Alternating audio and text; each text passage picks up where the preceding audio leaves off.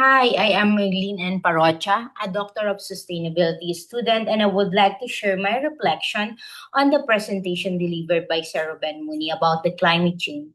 His talk was both enlightening and though provoking, as it emphasized the urgent realities on a change and the responsibilities we share in addressing it.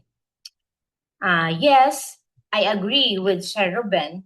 Uh, that climate change deserve our full attention because its effects are already becoming evident, especially through the water shortage and water shortage in the Philippines.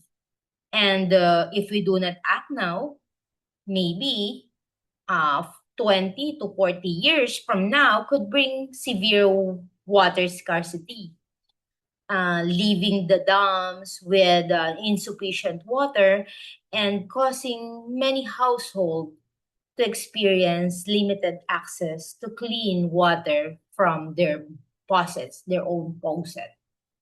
Also, Sir Ruben highlighted how climate change is not just an environmental issue, but it also a social, economic, and ethical challenge. He explained that rising global temperature, extreme weather events, and biodiversity loss are interconnected problems that demand collective actions. What struck me most was his emphasis on sustainability as a holistic approach, as one that requires balancing ecological integrity, economic development, and social equity. I realized that the climate change is not a distant threat. It is already affecting communities, livelihood, and ecosystem. His presentation reminded me that the future sustainability leaders, we must go beyond awareness and actively engage in a solution. This includes promoting renewable energy, advocating the sustainable policy, and practicing responsible consumption in our daily lives.